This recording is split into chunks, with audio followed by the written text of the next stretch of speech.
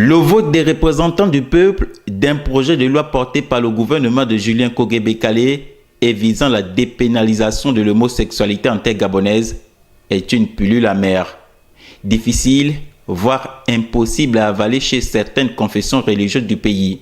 Hier 25 juin 2020, l'Église de l'Alliance chrétienne et missionnaire du Gabon par la voix de son président a condamné avec la plus grande énergie. Dans Romains chapitre 12, verset 2, la Bible dit « Ne vous conformez pas au siècle présent, mais soyez transformés par le renouvellement de l'intelligence, afin que vous discerniez quelle est la volonté de Dieu, ce qui est bon, agréable et parfait. » En promouvant ce projet de loi pour l'homosexualité, notre gouvernement prend plutôt la grave responsabilité d'exposer notre pays sur plusieurs générations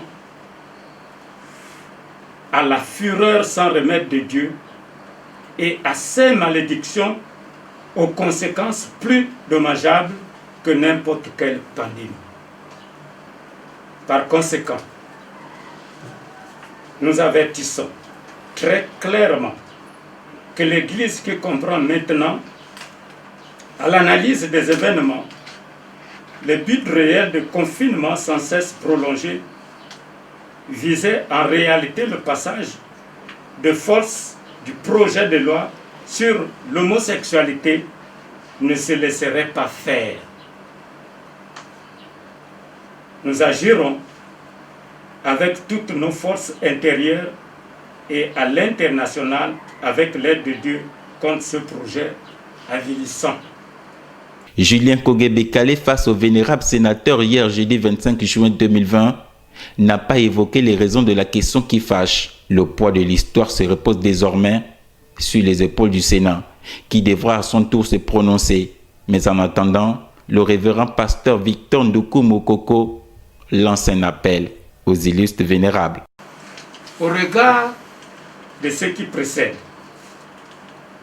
nous voulons dire aux sénateurs qu'il n'est pas trop tard pour ramener l'Assemblée nationale et le gouvernement à la raison.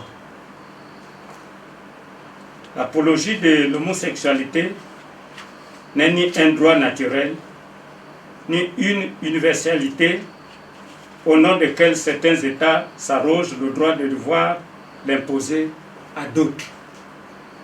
Les femmes sénatrices doivent se souvenir particulièrement que Dieu a donné à la femme la noble mission de donner la vie, que cette vie est le fruit d'une union entre un homme et une femme, et non entre deux personnes de même sexe. Le gouvernement de Julien Kogué-Bekale semble tourner du dos à la population et à la pandémie du coronavirus en mettant en ligne de mire l'homosexualité comme priorité. Les prochains jours semblent ne pas nous garantir un climat apaisé dans le pays si et seulement si ce projet de loi passait comme une lettre à la poste.